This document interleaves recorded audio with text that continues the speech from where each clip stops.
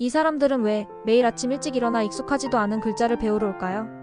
자기 나라 말도 아닌데 한글을 읽고 쓰고 말하려고 애쓰는 이유는 뭘까요? 브라질 상파울루의 한 교실, 독일 베를린의 도서관 한 구석, 미국 뉴욕의 커뮤니티 센터. 이 모든 곳에서 지금 이 순간에도 한글을 배우는 사람들이 있습니다. 지금 전 세계는 조용한 열병에 걸렸습니다. 그 이름은 바로 한글입니다. 하지만 정말 궁금하지 않으세요? 세계 수천 개의 문자 중에서 왜 하필 우리의 한글일까요? 오늘 그 진짜 이유를 찾아보겠습니다. 2025년 5월 전북 익산에 특별한 축제가 열렸습니다. 이름하여 전북 외국인 한글 한마당.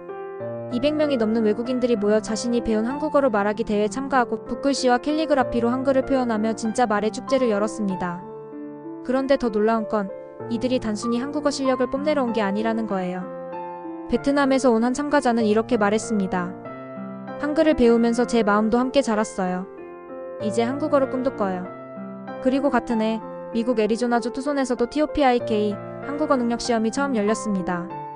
이제는 아시아뿐 아니라 미주, 유럽, 중동까지 한글을 배우려는 사람들이 직접 시험장에 나가기 시작한 거죠. 통계를 보면 더 놀랍습니다. 2019년 전 세계 TOPIK 응시자는 37만 명이었는데 2024년에는 50만 명을 넘어섰어요. 불과 5년 만에 35% 이상 늘어난 거죠. 어떤 사람은 K-팝을 좋아해서, 어떤 사람은 한국으로 유학을 가고 싶어서, 어떤 사람은 한국 드라마를 자막 없이 보고 싶어서 시작했다고 말합니다. 하지만 정말 흥미로운 건 어떤 사람은 그냥 이 글자가 예뻐서 시작했다고 말한다는 거예요. 언어를 배우는 이유가 글자가 예뻐서라니 이게 얼마나 특별한 일인지 아시나요? 독일에서 온 요한 씨의 이야기부터 들어보겠습니다. 안녕하세요. 저는 독일에서 온 요한입니다. 처음에는 BTS 노래 가사 때문에 한국어를 배우기 시작했어요. 근데 공부하면 할수록 이 글자들이 저한테 말을 거는 것 같았어요. 한글은요, 진짜 똑똑하게 만들어졌어요. 요한 씨는 독일어, 영어, 프랑스어를 구사하는 다중언어 구사자예요. 그럼 그가 한글에 대해 이렇게 말했습니다. 다른 언어들은 규칙이 복잡하거나 예외가 너무 많아요. 하지만 한글은 정말 체계적이에요. 배우면 배울수록 세종대왕의 지혜에 감탄하게 돼요. 미국 캘리포니아에서 온 사라 씨의 경험도 흥미롭습니다. 저는 처음에 한국 화장품을 좋아해서 한글을 접했어요. 제품 이름이나 성분표를 읽고 싶었거든요. 그런데 한글을 배우면서 제가 한국 문화 전체에 빠져들고 있다는 걸 깨달았어요. 언어 하나를 배우는 게 아니라 완전히 새로운 세계관을 배우는 기분이었어요. 사라 씨는 지금 한국어로 일기를 쓰고 한국 친구들과 카카오톡으로 소통하며 심지어 한국 요리 레시피도 한글로 적어 놓는다고 해요. 브라질에서 온 카를로스 씨의 이야기는 더욱 감동적입니다. 저는 태권도를 배우면서 한글을 처음 봤어요. 태권도장에 걸린 한글 현수막들이 너무 아름다워서 뭐라고 쓰여 있는지 궁금했거든요. 그렇게 시작한 한글 공부가 지금은 저희 가족 전체의 취미가 됐어요. 아내도 아이들도 함께 한글을 배우고 있어요. 또 다른 미국인 학습자 마이클 씨는 한글을 배우기 시작하면서 세종대왕의 업적에 감탄했다고 말했습니다. 단순히 예쁜 글자에 그치지 않아요. 이건 하나의 철학이에요. 모양만 배우는 게 아니라 생각하는 방식을 배우게 되죠. 한글의 자음과 모음이 어떻게 조합되는지 알게 되면서 한국 사람들이 얼마나 논리적이고 체계적으로 생각하는지 이해하게 됐어요. 이처럼 한국어를 배우는 외국인들에게 한글은 그저 언어가 아닙니다. 그들은 이 문자를 통해 한국이라는 나라, 사람, 문화에 연결되는 거예요. 한글 하나하나가 한국을 향한 창문이 되고 있는 겁니다. 이 놀라운 흐름을 놓치지 않기 위해 대한민국 정부도 바쁘게 움직이고 있습니다. 국립국어원과 문체부는 외국인 근로자를 위한 실생활 한국어 교재를 새롭게 개발하고 있어요. 이제는 초급을 넘어 중급 교재까지 나올 예정이고 특별히 각 나라 상황에 맞춘 맞춤형 교재도 제작 중입니다. 예를 들어 베트남 근로자들을 위한 교재에는 한국의 공장 생활과 관련된 실용적인 표현들이 담겨 있고 필리핀 간병인들을 위한 교재에는 의료진과의 소통에 필요한 한국어가 포함되어 있어요. 디지털 혁신도 눈에 띕니다. TUIDA라는 앱은 실제 한국인과 대화하듯 발음과 상황을 직접 연습할 수 있게 만들어졌고 이제는 100만 다운로드를 넘었어요. 이 앱의 특별한 점은 AI가 학습자의 발음을 실시간으로 분석해서 교정해준다는 거예요. 마치 한국어 선생님이 옆에서 계속 도와주는 것처럼요. 또 다른 혁신적인 앱 한글 날개는 한글의 아름다움에 초점을 맞췄어요. 캘리그라피와 붓글씨를 통해 한글을 예술적으로 배울 수 있게 해주죠. 이 앱은 특히 한글의 시각적 아름다움의 매력을 느낀 외국인들 사이에서 인기가 높아요. 세종학당은 이제 세계 248개소를 넘어서며 전 세계에서 한국어 수업이 가장 빠르게 늘어나는 학당이 되었습니다. 특히 주목할 점은 이제 세종학당이 단순히 언어만 가르치는 곳이 아니라는 거예요. 한국 문화체험, K푸드 쿠킹 클래스, 한국 전통공예 워크숍까지 한글을 통해 한국 문화 전체를 경험할 수 있는 종합 문화 공간으로 발전하고 있어요. 온라인 교육 플랫폼도 급속히 발전하고 있습니다.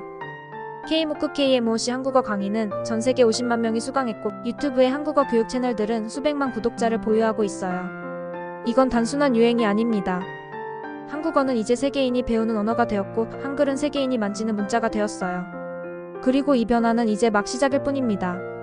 그런데 흥미로운 사실이 있습니다. 한글은 세계에서 가장 배우기 쉬운 문자로 유명해요. 언어학자들은 한글을 표현 문자의 완성체라고 부릅니다.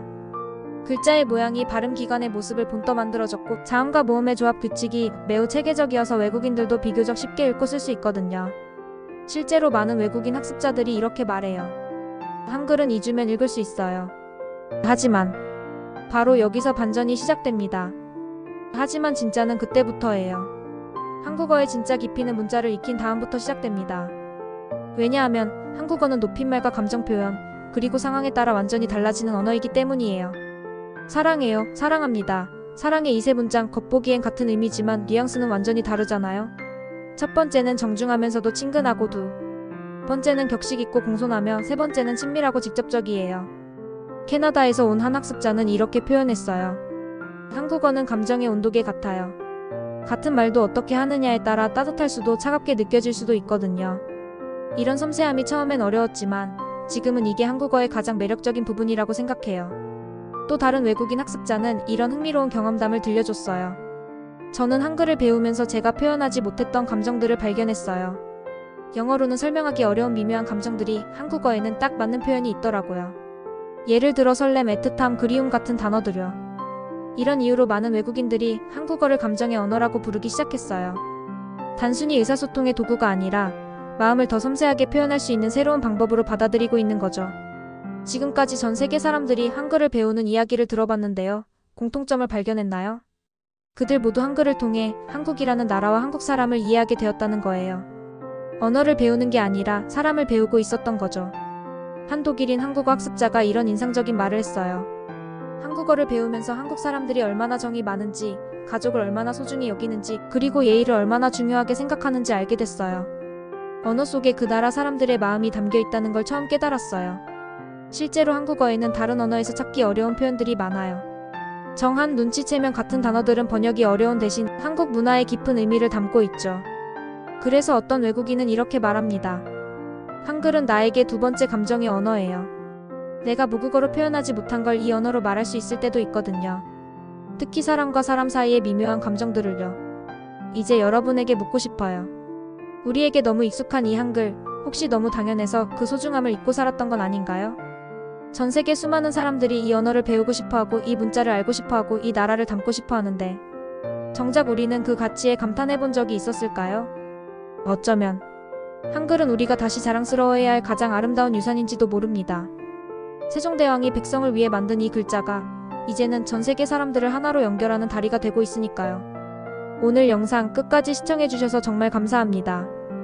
혹시 지금 이 영상을 보고 있는 당신도 한글의 아름다움을 새롭게 느꼈다면, 그리고 우리 언어에 대한 자부심이 조금이라도 생겼다면 그것만으로도 이 영상을 만든 보람이 있어요. 다음 영상에서는 더욱 흥미진진한 이야기를 준비했습니다. 외국인들이 한국에서 직접 유학하며 겪은 생생한 한글 이야기들, 그리고 한국어를 배우면서 겪은 웃지 못할 실수담들까지 정말 재미있는 에피소드들이 가득할 거예요.